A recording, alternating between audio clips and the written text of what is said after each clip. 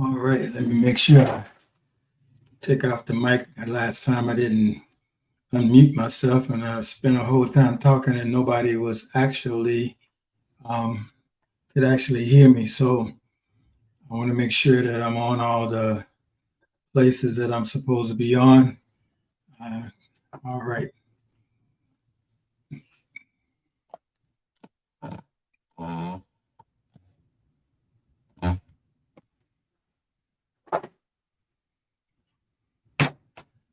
Greetings, Pastor Bettina. So good to see you. So good to see you once again.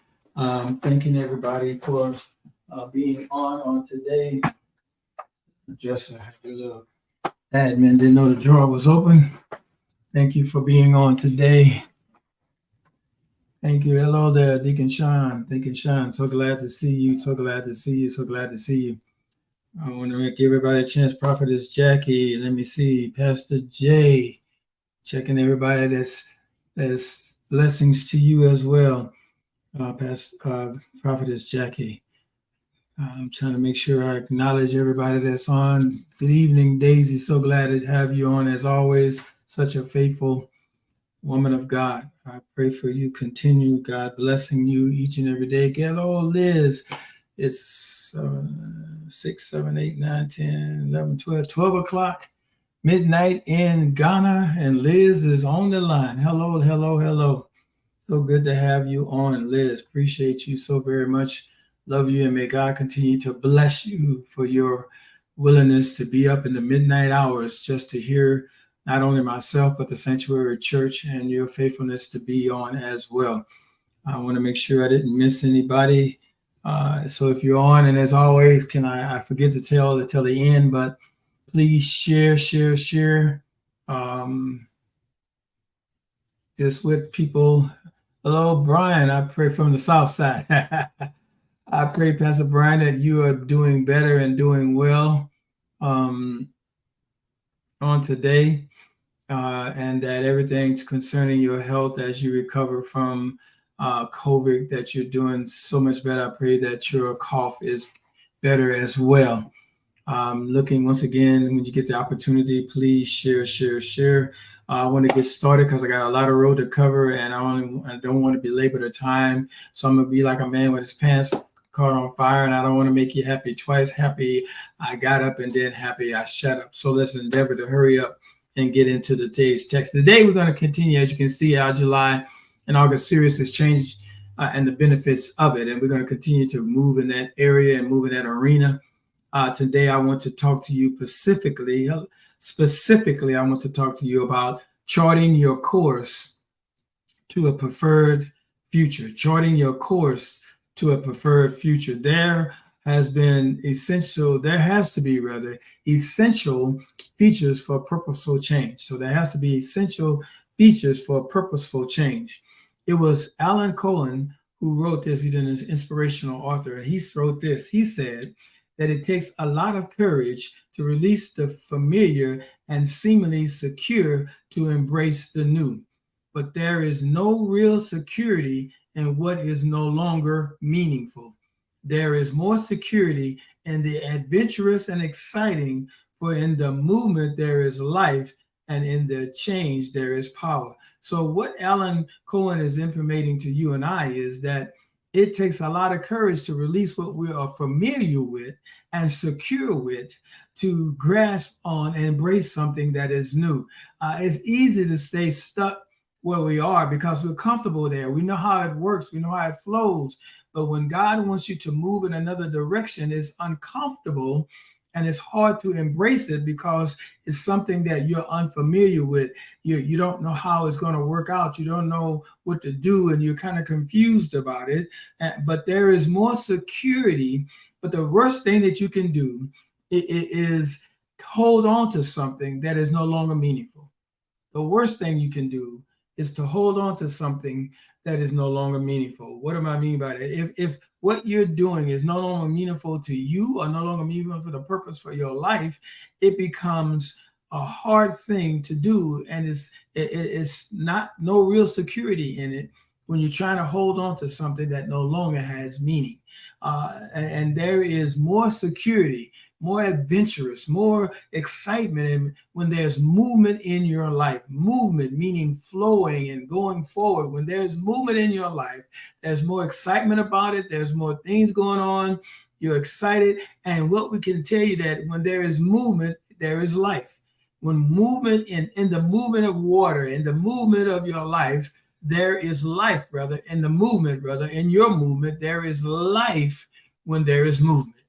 And so we need to keep moving. Whatever you do, don't stop moving. I've said this many a times and it bears repeating. Do not stop moving. Keep moving in this life. Don't stop and take a break, but keep moving and moving and moving, because when you make these changes in the movement that you're going to make, it is power in change.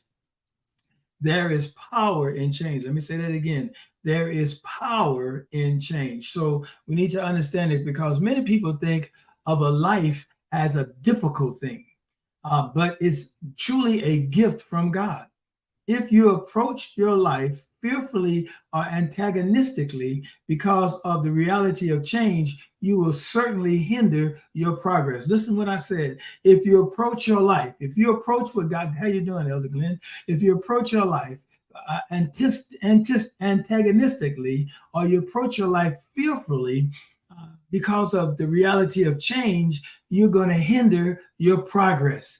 You got to approach it not being fearful or being antagonizing, but you need to approach it with the reality that change is necessary and change is going to happen. We can do this by developing and initiating and monitoring a plan for positive change that will help us to fulfill the Creator's purpose for our life. The things that we are doing, the changes that we are making, they are positive changes so that we can fulfill the purpose of the Creator, fulfill the purpose that God has for our lives. Remember, our lives are not our own. We belong to the Creator. We belong to Almighty God. So the changes and the development that we need to initiate in this season is and need to monitor our plan is because we want to fulfill what God has purpose for our life. Initiating change, as we have seen and as we've talked about over the last month and almost a month and a half now, is the highest form of response to change. Initiating it, not being forced to do it, not being mandated to do it, but seeing that there's a need for change and making the change is important, and it's the highest form to respond to change. It's the highest form to respond to change. So one of the things we have to understand and we have to do as we're talking about this issue of charting our course to a preferred future is that we have to determine our destination. We have to determine our destination. The first thing a pilot must do may seem obvious, but it's essential. He must determine his destination. You don't just take off from the airport with no destination in mind. When you buy a ticket and you say you're going from LA to New York, the ticket says I'm going from LA to New York. It's either going to be a non-stop or it's going to have a stop in a certain place, and then you're going to have to change planes, but your final destination is New York. So when you get on the plane, you don't get on the plane and the plane is destined to go to New York, and the pilot decides, I don't want to go to New York this morning, I'm going to go to Chicago. No, he's determined and it's been set before him that he's going to New York. The air traffic controller has to know exactly where he's going and where he's going to land before he take off. He's going to tell him that you're going to take off from runway R left or whatever, 3 left or whatever. He's going to take off. He's going to say you're going to go up to altitude, whatever, and you're going to fly this way. And then while you're flying, you're still in control and talking with the towers. And when you get to New York, whether it's in LaGuardia or whether it's in JFK, the tower is going to air traffic control is going to say, hey, I need you to land at such and such a place. And when you get ready to land, you're going to land where you started, where you said your final destination was going to. So what is your destination in life? Most people go through life without knowing where they want to end, yet they are still surprised when they don't arrive there. They don't know where they're going. They don't have a plan, but they're surprised when they don't get there. They don't have a plan. They go through their life without knowing where they want to end up, and they get surprised when they don't get there. Our destinations are determined by our understanding of the purpose that God has for us. Our destination must be determined by our understanding of the purpose that God has for us. Our purpose then determines the initiation of change in our lives, which ultimately leads to the fulfillment of those purposes. In other words, you chart your course from the end to the beginning. You chart your course from the end to the beginning. And I always tell people, you write it in the sand so that if God needs to change it, he can change it without any problem. If you write things in stone in order to change something that is written in stone, you literally have to almost sandblast it. You got to do all these things to make a change in something you wrote in stone. Never write anything in stone. Always write it in sand and understand, but you have to have a beginning and an ending. It has to have a beginning and an ending. Where you want to end up determines the path you choose in life. If you wanted to end up in a certain pace in your life, there's a path that leads you there. There's a path that God has ordained that will take you there. The priorities you set, the practice that you nurture, and the daily habits you follow are the pathways to your purpose in life. Let me say that again. The priorities that you set, the practices that you nurture, and the daily habits you follow are the keys to determine the path to the purposes and the choices in your life. You got to have priorities set. You got to have practice nurturing yourself. You practice daily habits. Those things are necessary in order for you to come. In that analogy of the pilot that we was talking about, the creator is the air traffic controller, or the tower, for a better word. Through seeking the creator's purpose for your life and what he has placed inside you to do, you can determine your desired destination. You can conform that this is where you want to go, allowing him to guide you all the way. When you know that the creator is your air traffic controller or the tower, and when you're seeking the creator, God's purpose for your life, he will place inside of you to do, and you can determine your desired destination. You confirm that it is where you want to go by allowing God to guide you all the way. One of my favorite scriptures in Proverbs, and we're reading Proverbs this month. We're on Proverbs 14, but mine ones is in Proverbs 16:9, and it says, "In his heart a man plans his course, but the Lord determines." In the New King James, it said the Lord directs his steps. I'm going to say that again. Proverbs 16:9. In his heart, a man plans his course, but the Lord directs his steps. So you can have a plan, but let God direct it. You can have a purpose, but let God be the purpose, the one that keeps it. So what makes the plan? Man, who makes the plan? Rather, man does. Who determines the direction of the steps of that plan? God does. So who makes the plan? You do. But who directs the plan? God does. You make the plan based on God's purpose for you, and he directs you on the purpose he has for you. That's why you cannot be peeking over the fence of somebody else's purpose in life and try to live out their purpose in life, because it will be difficult, hard, and bothersome for you, because it is not what you were called to do. Find your purpose, find your path. Let God give you the purpose. Let him direct your path. Let him direct your steps, and you will be fine. If you don't have a plan, there will be nothing for God to direct you in. I need you to hear me. If you don't have a plan, there's nothing for God to direct you in. So don't be intimidated about the form or style of your plan. Don't be intimidated about how you write out your plan as opposed to how someone else writes out their plan. Just write it down. Once you have written it down, the plan will begin to grow and expand, but you have to start somewhere. It's almost like writing a sermon. I like to write a sermon like this. Write the body of the message and the ending, and then go back and give it a title. Because if I give it a title, then I am conformed and whether I'm restricted in what I'm going to say, because what I'm going to say has to line up with the title that I have. But if I write the body and the ending, I can give the title to that will coincide rather with what I have written in the body. So it's the same way. I got to have a plan written down, something that's going to follow and that I'm writing that God is going to direct my steps in, and then it is going to expand as I go. But I have to start somewhere to protect your future.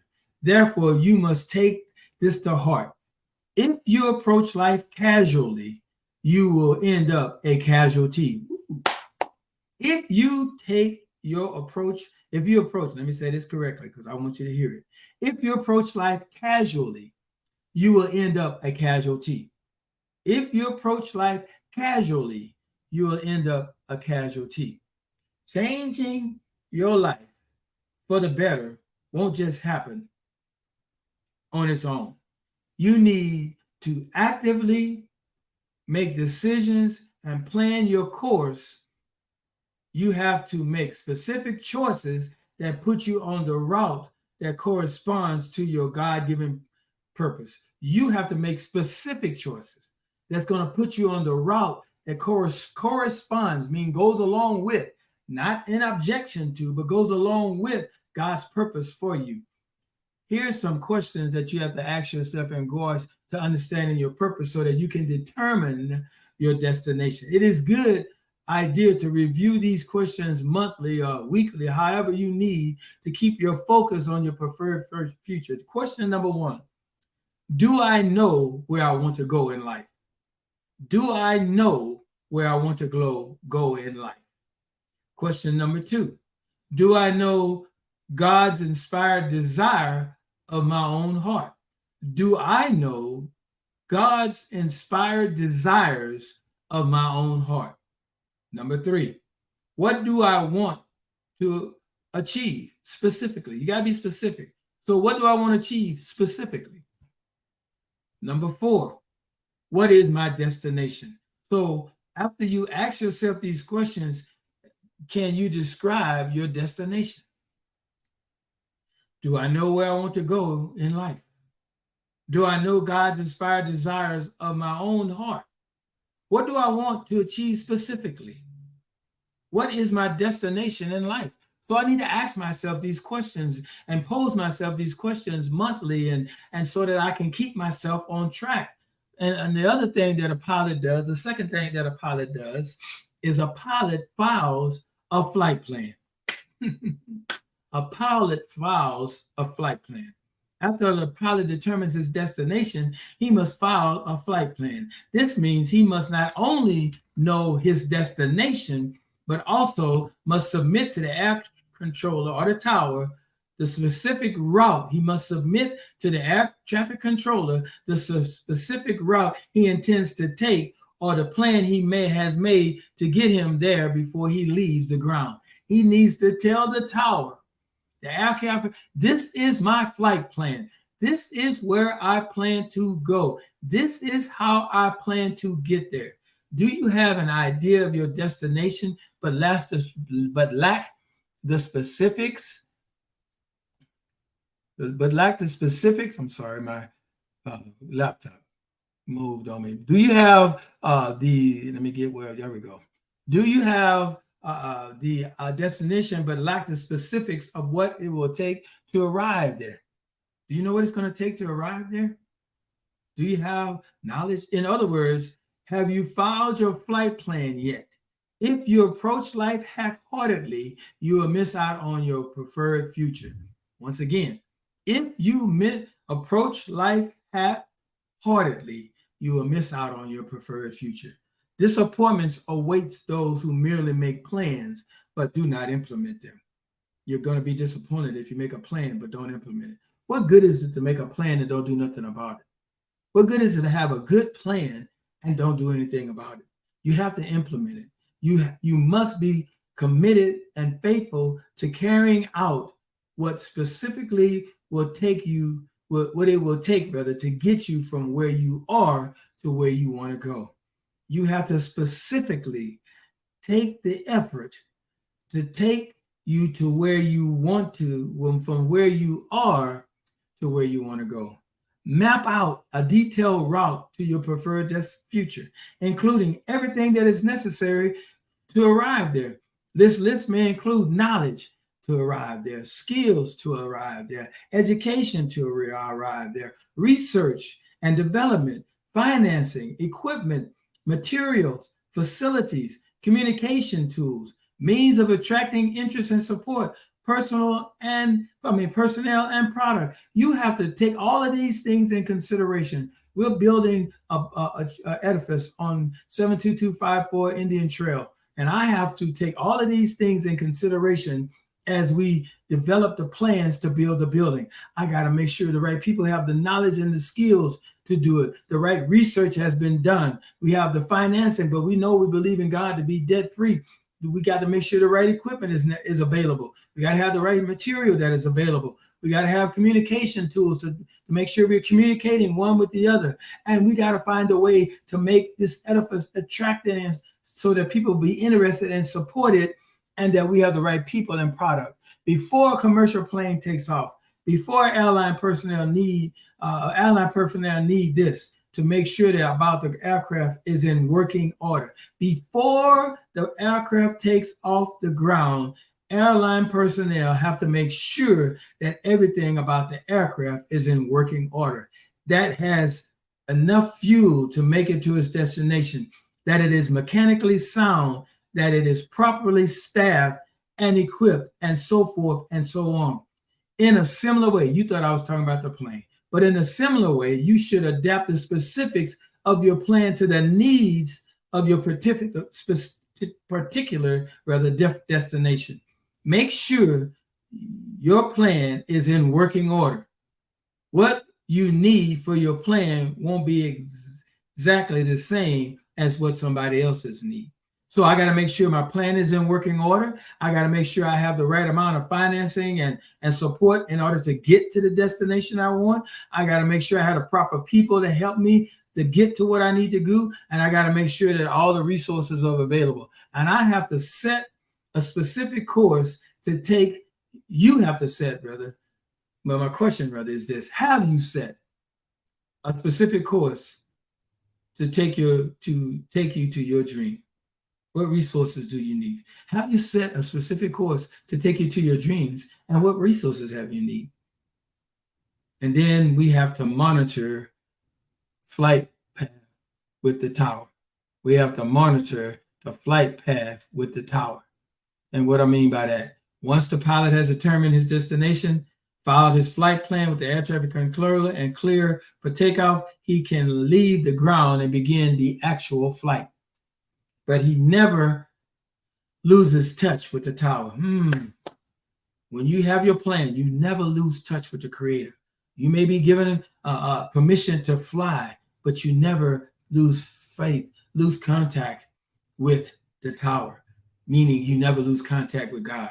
Perhaps your plans for change begin with some resolutions, or maybe you wrote them down on a piece of paper or typed them on your computer or printed them out. You have them typed on your wall, but you have done nothing at all with them. Once I'm in the air and I have been given instructions, I still got to stay connected to the tower. Are you staying in constant communication with God and continually reassessing your life choices according to your purpose? Are you staying in constant communication with God and continually reassessing your life choices? And the last thing I'm going to say, and then I'm done, is this: you have to follow all the instructions of the tower. During the flight, a pilot must carefully follow the instructions of the tower, because the air controller can see the total picture where it's going on around him, while the pilot can't. Because in any given moment, within a 5-mile radius around the pilot, there could be numerous aircrafts that he can't see, but they are on different levels around him. The tower knows where all the planes are, and the tower knows where you are. God knows where all the other people are and their purpose, but he also knows where you are, so you don't collide with someone else's purpose. God knows every single situation surrounding you. You have to stay close to him and follow his instruction every day through reading his word, through prayer, through fasting, because if you don't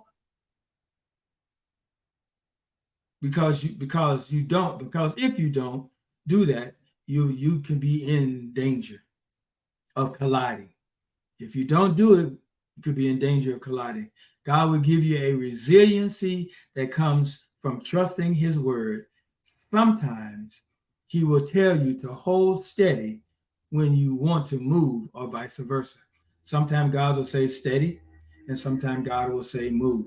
But we must stay connected and hear what the God is saying.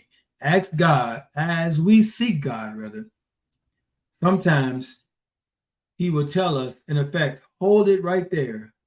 But we're impatient and want to pursue something. Yet again, he sees the big picture, including hindrances and dangers involved with moving forward too quickly. So even though we're not happy with the hold it, he knows why he told us to hold it. An example is God may warn you, don't marry this person. You may say, God, you don't understand. I love this person. God will still indicate to you, don't do this. He knows there's another person about 2 miles away on a different latitude, and he's the right one, or they're the right one. But since you can't wait, you move ahead too quickly and end up on an emotional collision. That's a good right there. He says, wait, but God, you don't understand. He's this, he's that. God said, no, wait. I know 5 miles over there, there's the right connection. But if you connect with that person and God telling you to wait, you're on the way to the emotional collision, or end up with a helicopter rather than a Boeing 747. Ooh. Did you hear me? If you don't stay connected to God and listen when he tells you to hold on, you're going after a helicopter. He's trying to give you a Boeing 747. You're going after a fishing boat. He's trying to give you a yacht. You're going after a 1,200 square foot house. He's trying to give you a 2,600 square foot house. Listen to God and obey his commands. And again, we have to follow God's guidance, because he can see the whole picture, whereas we can't. Are you following God's guidance for your life? Some of you are in a holding pattern. I need to bring this up. Thank you, Lord. Because sometimes you arrive at the destination, i.e., we were talking about New York. You arrive at the destination, but because there's a lot of traffic going on, you're in a holding pattern. So you have to fly around until the traffic and those who have in front of you have landed and gone, and then you can land. So you're in a holding, because if you try to land now, there's a collision ahead. Some of you are in a holding pattern. Quit trying to land in the holding pattern. And the other part of that also is you've landed and you're taxiing to your destination, but your gate is not free yet. And you have to wait until the plane backs out of your gate. That thing that is hindering is back out and moved so that you can pull in, because you can't pull into something that's already occupied. You have to wait, and they'll tell you to hold on the land. And sometimes it's uncomfortable. And particularly if you've been on a plane during the summertime and the air conditioner doesn't work sometimes, and you're on that flight line, on that line for sometime 2 hours, and it's hot, it's miserable. But eventually you make it to the gate, and then you get off the plane and you're able to get the air that is needed, the air condition that is needed in order for you to be sufficient. I'm telling you, don't settle for the helicopter when God is trying to give you a 747. Don't settle for the fishing boat when God is trying to give you a yacht. Don't settle for 1,100 square feet when God is trying to give you 2,600 square feet. Don't settle for used when God is trying to give you new. Don't settle for someone, settle for the one, in Jesus' name. So I pray this has been a blessing to you on today. I pray that you've heard and understood everything that was said. I pray that everything that was said helped you and will be a blessing to you as we continue on in the month of August, as we continue on with this. And I need to leave you with this prop from Ralph Waldo Emerson. And he said, life is a progress and not a station. Life is a progress and not a station. So remember that it takes quality choices to make effective change. If you want that quality choice in the beginning and follow through all the way to the end, the desired change will become your reality. If you want to make the quality choices in the beginning and follow all the way to the end, the desired change will become your reality. So I pray that has been a blessing as all. And now we want to, next time, we're going to talk about overseeing changes. No, do I want to talk about that? Let me see what I really want to talk about. Let me look at my notes here because I got so much I want to try to cover in the next couple of weeks. It's just so much. There we go. Next week, we're going to talk about you need a course correction because it's never too late to change. Next week, we're going to talk about you need a course correction. It's never too late to change. All right. Bless you. It's 5:30. I'm all out of minutes, but I'm not out of message. I pray that it's been a blessing to you. And as always, share, and know that at the place where I preach the most, I always say that love you. There's nothing you can do about it, as well as we love God, we love people, and we give hope. And finally, let's go to work and get it done because change is beneficial to you. Love you.